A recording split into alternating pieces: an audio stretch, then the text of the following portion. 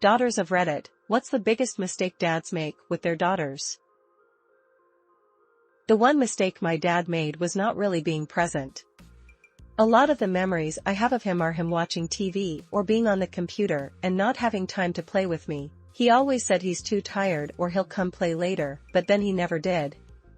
So since we never really bonded when I was little, we weren't all that close as I grew older either. Not having anything to do with their daughters because the dad doesn't have anything in common with a girl.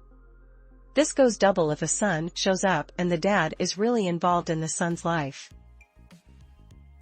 Getting angry for something the kid doesn't know, and never teaching it, not before and not even after getting angry. Doing something you know it upsets the kid on purpose. Hitting doors and stuff in the house because you're angry. Not listening, and talking only to make themselves look smart and great parents rather than talking for helping. Forgive my English, I am not native.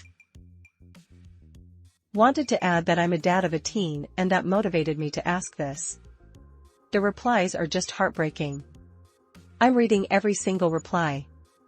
And I really hope all the dads and parents and basically everyone is learning something. Literally knowing nothing about their daughters' lives. Those funny videos where they ask fathers basic questions like what their daughter's birthday, or eye color, or school is, and the dads have no idea are not at all funny. I love my dad, but he can't tell you anything about me, even the name of the place I've worked for over 6 years. Treating women poorly. Giving different rules because you're a girl.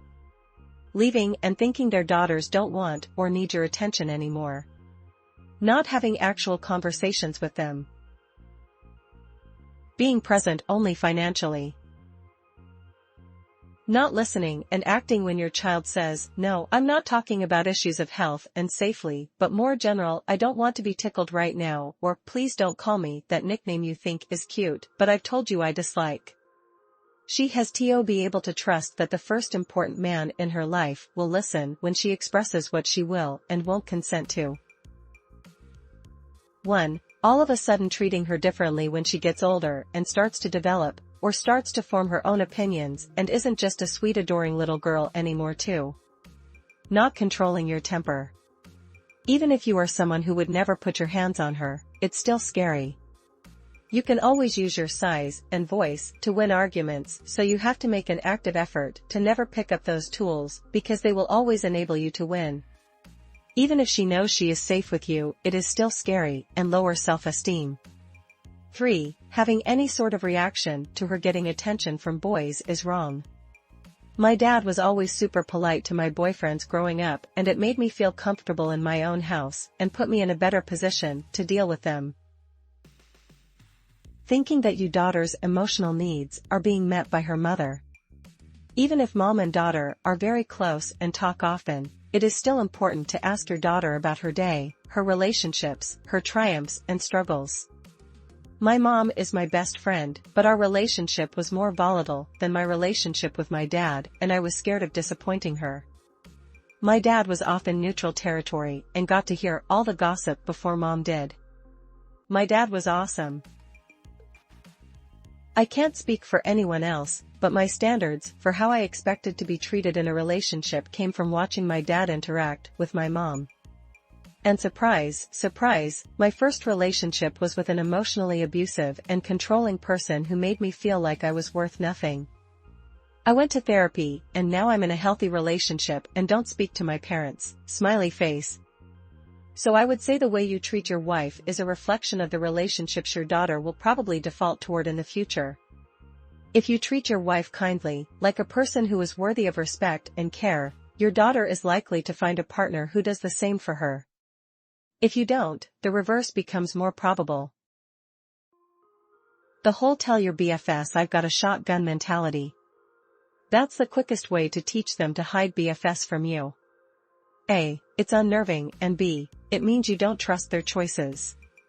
Much better to have a home where the boys are expected to come in and meet you, you get a feeling about them, then have a rational discussion with your daughters later on.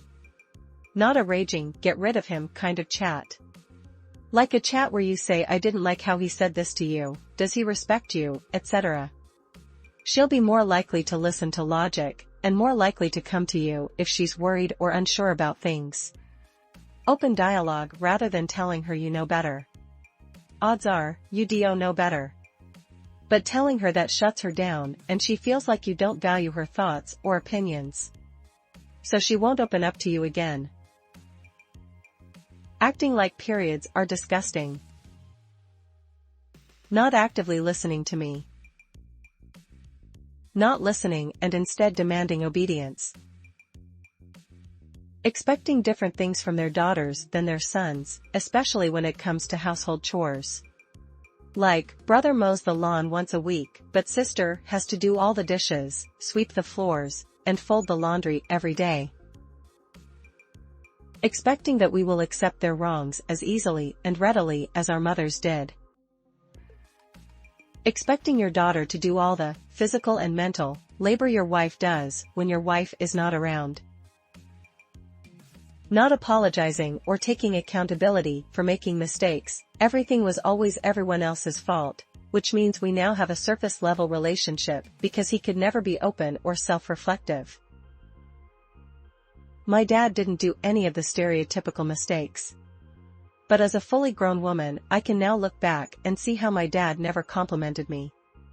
He never called me beautiful, or intelligent, or talented, or kind, or anything. And I was a lovely, smart, motivated, talented kid. But I was deeply insecure. I think a little encouragement from love would have done me so much good.